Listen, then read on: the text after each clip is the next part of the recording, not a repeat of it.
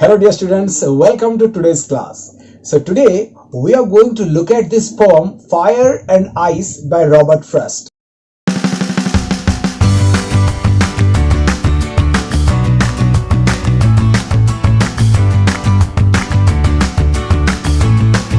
Yes, you heard that right, by Robert Frost. हम लोग previous class में Robert Frost का एक वेरी इंटरेस्टिंग पोम पढ़े थे. There was dust of snow which completely eliminates the very fear of superstition from your mind. Well, so here we go with another wonderful one that talks about something more interesting. All right, so let me not reveal it from now. मैं बताऊंगा आपको धीरे धीरे कि actually ये pome में होता क्या है. Well, जैसे कि इसका नाम है फायर एंड आइस. पहले इसका नाम को ठीक से देखेंगे. ऑलराइट, तो फायर एंड आइस का मतलब आप लोग भली भांति समझ जाते हो इजीली, लेकिन थोड़ा एनालाइज करेंगे. ऑलराइट, तो पहले देखेंगे हम लोग फायर. जैसे हम लोग फायर कहते हैं, ये फायर का दो मीनिंग, मतलब दो चीजें एसोसिएटेड विद फायर. क्या आप मुझे कह सकते हैं? Alright, good try. तो पहला जो हो सकता है हीट. राइट, ये एक पहला चीज है फायर के साथ कनेक्टेड. और दूसरा चीज होगा फायर इटसेल्फ. चलो थोड़ा हम लोग इसको और एनालाइज करेंगे, ठीक है. लेकिन उससे पहले थोड़ा आइस को भी देख लेते हैं. आइस क्या चीज होता है? Everybody knows ice. अगर आइस थोड़ा उसका प्रॉपर्टीज देखेंगे तो आइस में से मतलब क्या निकल सकता है? जैसे कि फायर में से हीट निकल रहा था, वैसे आइस में से क्या निकलेगा? पानी. तो अब हम लोग थोड़ा देखेंगे कि ये पोम में एक्चुअली होता क्या है. यहां पे रॉबर्ट फ्रस्ट ने बोले हैं कि the fire and the ice, this two things can be the very reason for the destruction of the planet that is our sweet earth. एक दिन इधर ये जो है अपना फायर और आइस, ये दोनों definitely they can destroy the earth. एक दिन ये जरूर डिस्ट्रॉय कर देंगे. तो फायर डिस्ट्रॉय करेगा या आइस डिस्ट्रॉय करेगा अर्थ को? कुछ लोग मानते हैं कि फायर डिस्ट्रॉय करेगा और कुछ लोग मानते हैं कि आइस डिस्ट्रॉय करेगा. तो जैसे कि हम लोग फायर के दो चीजों को देख रहे थे, एक होता है हीट और दूसरा होता है फायर.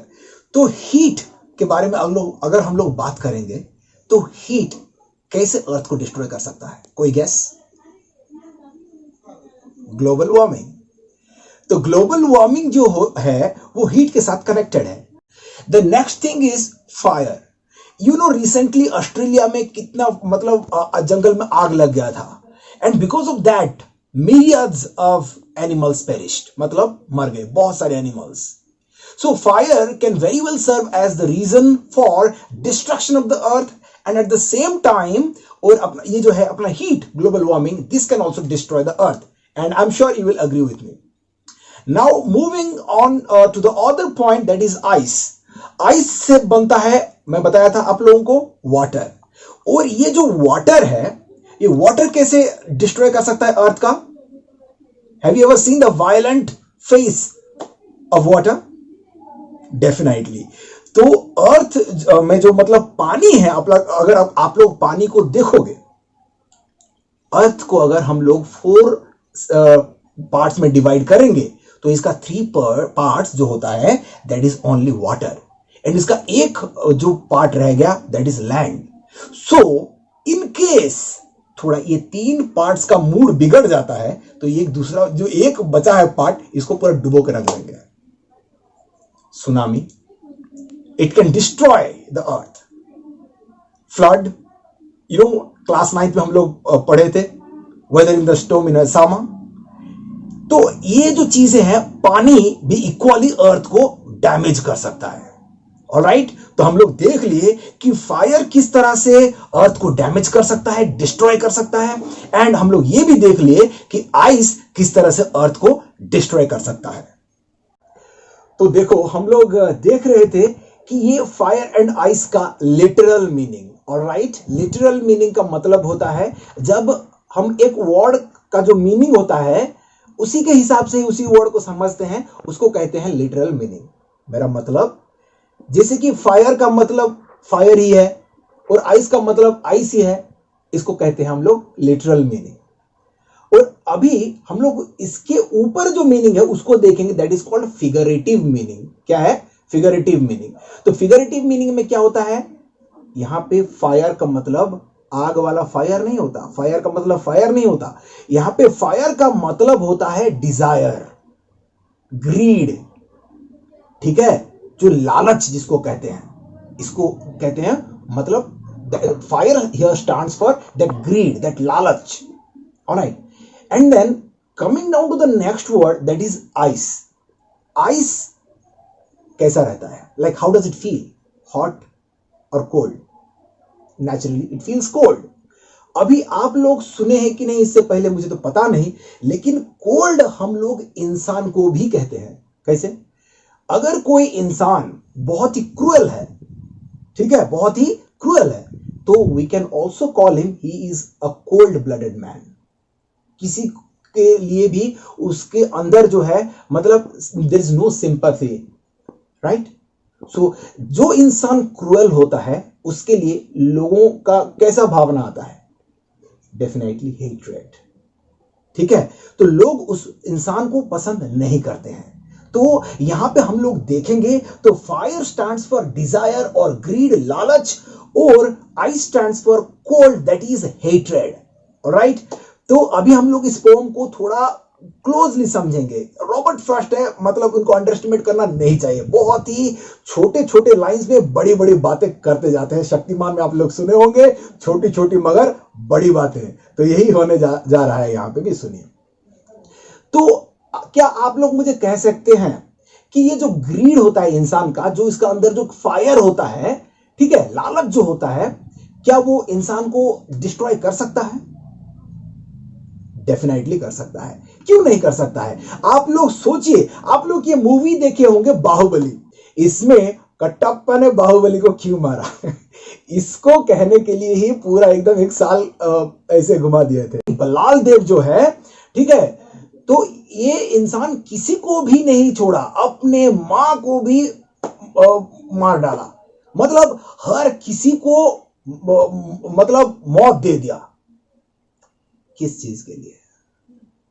सिंहासन के लिए इसने हर किसी को मार डाला। तो ये होता है ग्रीड, ये होता है desire. Let me tell you about one more person, that is Adolf Hitler. Who doesn't know this name? Well, Adolf Hitler जो था, he was also equally ambitious. Power का उसमें भूत सवार चढ़ा था, भूत सवार हुआ था कि एक दिन वो फिर डिक्टेटर बन जाता है। क्या क्या नहीं करता है, मतलब Hitler just he has that particular fire in him that he wanted to take control over everyone. So that is greed, that is desire. ये तो गया फायर की बात। अब हम लोग बात करेंगे आइस के बाद, मतलब हेट्रेड। तो यहां पे हेट्रेड क्या चीज होता है मैं आप लोगों को बताना चाहूंगा। देखिए, आजकल चल रहा है लॉकडाउन का सीजन, मतलब in other words covid, corona virus का सीजन। तो इस सीजन में क्या हो रहा है, आप लोग अगर किसी को फोन भी करोगे तो गवर्नमेंट का जो है उसका रेगुलेशंस के हिसाब से सारी टेलीकॉम कंपनीज ये अवेयरनेस क्रिएट कर रहे हैं कि do not hate the patients, hate the disease. लेकिन लोग ये नहीं मानते हैं। लोग क्या कर रहे हैं, वो लोग सीधा पेशेंट को ही अलग नजर से देख रहे हैं। Hatred, remember. दूसरी बात अगर हम लोग कहें तो ये जो डिस्क्रिमिनेशन होता है on the basis of the kind of social discrimination, you see. एक जमाना था और कई इलाकों में इंडिया में तो आजकल भी है, क्या कि लोग एक दूसरे को, एक इंसान दूसरे इंसान को he looks down upon them, मतलब क्या नीचा दिखाता है दूसरा इंसान को। क्या अगर if the person belongs to some SC और ST community, or if the person belongs to some other community, okay, then immediately the people, the so-called people who find themselves in the higher section of society, what do? They look down on them. तो हिंदू मुस्लिम या फिर community के अंदर जो hatred होता है, दंगा होता है, एक मतलब एक कम्युनिटी का इंसान जाता है दूसरे कम्युनिटी के इंसान का गला काट देता है, ये सब दंगा वगैरह होता रहता है, and this is happening due to hatred, that is ice. तो अगर किसी के ऊपर ये जो पावर का भूत सवार है, तो वो अपना ग्रीड को, अपना लालच को पाने के लिए किसी का भी कत्ल कर देता है, मतलब न जाने कितने लोगों का जाने ले सकता है। Yes, it can destroy the world in this way. Secondly, हम लोग अगर आइस का बात करेंगे, तो अगर हेट्रेड आपके अंदर होता है हिंदू मुस्लिम के बीच या फिर कोई बड़ा कम्युनिटी छोटे कम्युनिटी के बीच, तो फिर क्या होता है, यहां पे भी एक दूसरे का गला काटने पर उतर आते हैं लोग। तो this can also destroy the world, right? Do understood? Did you understand कि हम लोग पहला सेक्शन में देखे कि फायर किस तरह से फिजिकली डैमेज कर सकता है वर्ल्ड को, and at the same time ice जो कि पानी होकर कितना मतलब डैमेज कर सकता है अर्थ को। और अभी हम लोग उसका जो फिगरेटिव मीनिंग में जाके इंसान का जो दो क्वालिटीज होते हैं, ठीक है, कि एक होता है ग्रीड, ठीक है, डिजायर, और दूसरा होता है हेट्रेड, ये दो चीज भी कैसे मतलब वर्ल्ड को डिस्ट्रॉय कर सकते हैं, ये हम लोग देख लिए। ऑलराइट, नाउ पोम तो ज्यादा लंबा नहीं है, छोटा पोम है। अभी ये पोम को हम लोग थोड़ा देखेंगे और समझने की कोशिश करेंगे। तो पोम जो है वी हैव ऑलरेडी डिस्कस्ड, ठीक है, आपको टोटल पोम का एसेंस बता दिया हूं। अब for namesake we will study to find out if there is anything left here. तो शुरू करते हैं। Some say the world will end in fire, some say in ice. From what I've tasted of desire, I hold with those who favor fire. कुछ लोग कहते हैं कि ये जो अर्थ है एक दिन डिस्ट्रॉय हो जाएगा एंड उसका रीजन होगा फायर। तो कुछ लोग कहते हैं कि नहीं, अर्थ विल डिस्ट्रॉय होगा बट उसका रीजन होगा फायर। तो यहां पे जो अपना पॉट है रॉबर्ट फ्रॉस्ट, वो कहते हैं कि from what I have tested of desire, मतलब मुझे जहां तक पता है, ठीक है, ये जो डिजायर होता है, ठीक है, I hold with those who favour fire, जो लोग फायर को फेवर करते हैं, फेवर मतलब सपोर्ट करते हैं, मैं उनके तरफ जाता हूं और मैं भी उन लोगों की तरफ सोचता हूं कि fire will be the reason for the destruction of earth. ये हो गया। फिर आगे क्या होता है, but if it had to perish twice, I think I know enough of hate to say that for destruction ice is also great and would suffice. देखो यहां पे क्या कह रहे हैं, but if it had to perish twice. देखो वो कहते हैं कि जो फायर है, अगर फायर को यूज किया जाएगा, मतलब फायर अगर रीजन होता है अर्थ का डिस्ट्रक्शन करने में, तो वो कर देगा खत्म, अर्थ तो पेरिश हो गया। अब आइस और क्या कर सकेगा? अब तो फायर का काम है डिस्ट्रॉय करना, कर दिया, अभी अर्थ तो गया, और अभी आइस क्या करेगा? इसीलिए वो कह रहे हैं but if it had to perish twice, अगर दो बार अगर अर्थ को पेरिश होना है, पेरिश मतलब क्या होता है? डिस्ट्रॉय, ठीक है, तो अगर दो बार अर्थ को डिस्ट्रॉय होना है, ठीक है, और एक बार आके फायर डिस्ट्रॉय करेगा और दूसरी बार आके आइस डिस्ट्रॉय करेगा, तब क्या होगा? I think I know enough of hate to say that for destruction ice is also great. वो बोल रहे हैं कि आइस भी अगर दो बार डिस्ट्रॉय होना है अर्थ को, तो आइस भी इतना बड़ा रीजन बन सकता है अर्थ को पूरा पेरिश करने में, उसको डैमेज करने में, उसको डिस्ट्रॉय करने में, ठीक है। And is also great and would suffice. Suffice मतलब इज सफिशिएंट, मतलब आइस भी सफिशिएंट है अर्थ को डिस्ट्रॉय करने के लिए, लेकिन मौका दो बार मिलना चाहिए, क्योंकि एक बार किसी ने डिस्ट्रॉय कर दिया तो दूसरी बार और क्या डिस्ट्रॉय करोगे, ठीक है। तो that is what the pome is about. तो यहां पे आप लोग देखते हो कि होता क्या है, अगर इंसान के अंदर ये ग्रीड रहता है, ठीक है, सिंबॉलिकली हम लोग समझेंगे क्योंकि सिंबॉलिक है ये पोम। तो इंसान के अगर अंदर अगर ये ग्रीड रहता है तो भी ये डिस्ट्रॉय कर सकता है अर्थ को, और इंसान के अगर हेट्रेड रहता है तो भी डिस्ट्रॉय कर सकता है दुनिया को। लेकिन मैं ये पूछना चाहता हूं कि इतना बढ़िया दुनिया भगवान ने हमारे लिए दिया है और हम इसको डिस्ट्रॉय वाला क्यों करें? अगर कुछ कर सकते हैं तो इसको ब्यूटीफुल बना सकते हैं और भी सुंदर बना सकते हैं। अब हम लोग शुरू करेंगे लिटरेरी डिवाइस के बारे में, या फिर पोएटिक डिवाइस, या फिर फिगर ऑफ स्पीच। याद रखिएगा, इन चीजों के बारे में हम लोग पढ़ेंगे, क्योंकि अगर एक इंसान को अगर एक्सटर्नली ब्यूटीफुल करना है तो हमें क्या करना होता है। आप सोच लीजिए एक औरत को, ठीक है, गर्ल को, she wears beautiful jewellery that makes her look beautiful, ठीक है। तो वैसे ही अगर हम अपना पोम को या फिर पोएट्री को ब्यूटीफुल बनाना है तो उसको भी हम कुछ ज्वेलरी पहनाएंगे, ठीक है, जिसको हम कहते हैं फिगर्स ऑफ स्पीच या फिर लिटरेरी डिवाइसेस। तो सबसे पहले हम लोग देखेंगे ये पोम का राइम स्कीम क्या है, ठीक है। राइम स्कीम का मतलब होता है जैसे कि एक वर्ड दूसरे वर्ड के साथ राइम करता है। जैसे कि मैं आपको पढ़ के सुनाता हूं, आप लोग मुझे बताइएगा कि कौन दो वर्ड्स जो हैं वो राइम कर रहे हैं, ठीक है। ओके, लास्ट वर्ड्स को हम लोग देखेंगे। Fire, ice, desire, fire, twice, hate, ice, great, suffice. इनमें से कौन कौन से वर्ड्स का साउंड जो एंड में सेम हो रहा है? बता रहा हूं आंसर। Fire, Dzire, same. तो हम लोग जो पहला साउंड है इसको देंगे ए बोल के लिखेंगे। क्या लिखेंगे? ए। अगर ये ए हुआ, फायर इज इक्वल टू ए, मतलब डिजायर भी क्या होगा? डिजायर भी होगा ए, क्योंकि फायर और डिजायर का साउंड सेम है। ये हो गया ए ए। उसके बाद देखेंगे सेकंड लाइन में लिखा है क्या? आइस। ये कौन सा वर्ड के साथ मैच कर रहा है? आइस।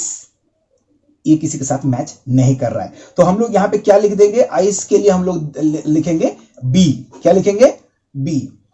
चलो, अब तो हो गया हमारा, थर्ड तो बन चुका है ऑलरेडी, डिजायर। और फायर जो है वो भी होगा ए, क्योंकि देखो ये तीन वर्ड्स का साउंड सेम है, फायर, डिजायर, फायर। मतलब हम अगर फायर को ए देते हैं तो फायर, डिजायर, फायर, ये जो तीन लाइन से सबको हम लोग ए ए ए लिखेंगे, ठीक है। और वो जो पोम का जो फर्स्ट स्टैंजा का सेकंड लाइन में जो लास्ट वर्ड है आइस, उसके लिए हम लोग क्या लिखे थे? हम लोग लिखे थे बी। चलो आगे बढ़ के देखते हैं कि आइस वाला और कोई वर्ड है क्या सेकंड स्टैंजा में? ट्वाइस, आइस, ट्वाइस, हो रहा है कि नहीं सेम? तो ये हो गया आइस, अगर बी है तो ट्वाइस भी होगा बी। उसके बाद आ गया एक नया वर्ड, हेट, ठीक है। ये ना फायर के साथ मैच करता है ना आइस के साथ मैच करता है, मतलब ना ए है ना बी है, तो हो जाएगा क्या? सी, ठीक है। तो अगर ये होता है सी, ठीक है, तो क्या होगा? ओके, यहां पे हेट हुआ और वहां पे लिखा है देखो ग्रेट, हेट, ग्रेट। तो हेट अगर सी होता है तो ग्रेट भी होगा सी। और बाकी जो वर्ड्स बच गए हैं सेकंड स्टैंजा में, जैसे कि ट्वाइस, आइस, सफाइस, ये सारे भी आ जाएंगे वही एक कैटेगरी में जो होगा बी। तो टोटल पोम का जो है राइम स्कीम हम लोग अब देख लेंगे। फायर तो क्या होता है? वो A, right, A B, A, B C, B C, B. ये हो गया टोटल पोम का राइम स्कीम। तो पहला 4 लाइन का अलग से लिखना और लास्ट 5 लाइन का अलग से लिखना, ये हो गया आपका rhyme scheme.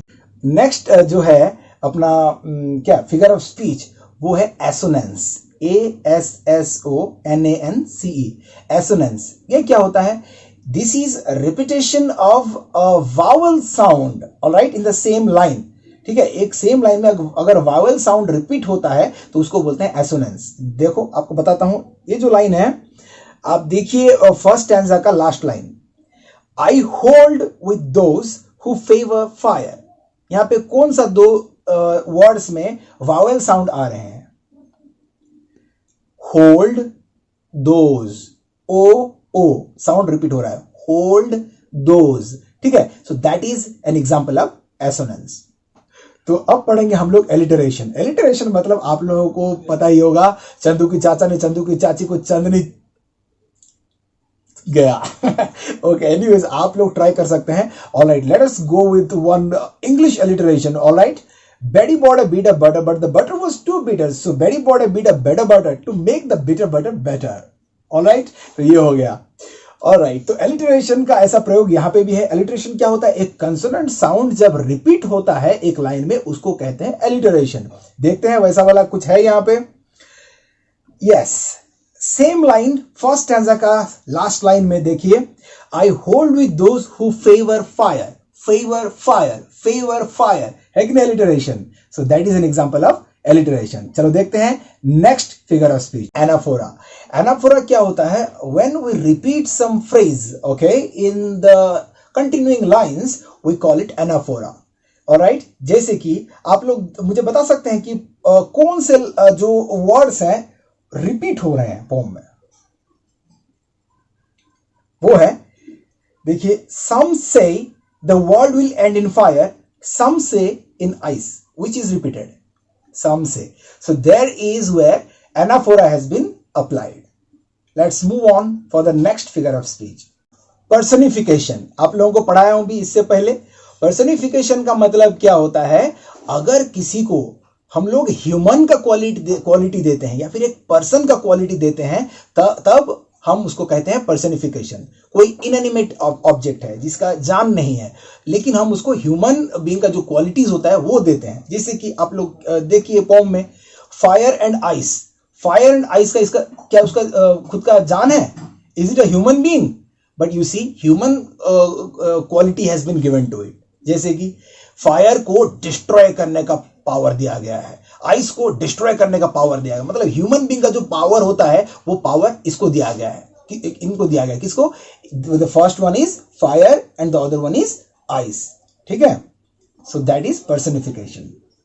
So the last one here is enjambment. Alright, so यहां पे जो बी लेटर होता है वो साइलेंट रहता है, उसको प्रोनाउंस मत कीजिएगा, एंजाममेंट। तो ये क्या होता है? जैसे कि हम लोग एक लाइन लिखते हैं, स्पेशली पोएट्री में क्या होता है, हम जब एक लाइन लिखते हैं उसका सेंटेंस जो उसका जो लाइन लिखते हैं वो आखिर में एंड नहीं होता है और नेक्स्ट लाइन में फिर रनिंग होता है, नेक्स्ट लाइन में फिर रनिंग होता है और कहीं पे एंड में वहां पे फुल स्टॉप रहा होगा। तो ये जो है लाइन को पूरा एक लाइन में ना लिख के उसको ब्रेक करके नेक्स्ट लाइन में, ब्रेक करके नेक्स्ट लाइन में जो लाया जाता है इसको कहते हैं एंजाममेंट। देखिए एग्जाम्पल क्या लिखा है यहाँ पे, सेकंड स्टैंजा में आप लोग देख लीजिए। But if it had to perish twice, comma, फिर चला line. I think I know enough of hate, फिर चला लाइन। ठीक है, यहाँ पे हेट में सेंटेंस कंप्लीट नहीं होता, लाइन कंप्लीट नहीं होता। ओके, क्या होता है? I think I know enough of hate to say that for destruction ice is also great. देखो लाइन जो है कंटिन्यू हो रहा है, तो इसको कहते हैं एंजाममेंट। अगर आपको और भी मिले ऐसे फिगर्स ऑफ स्पीच तो you are welcome to find it. And आज का जो क्लास है यहाँ पे कंप्लीट होता है and I hope you have understood it very well. Thank you so much, happy learning.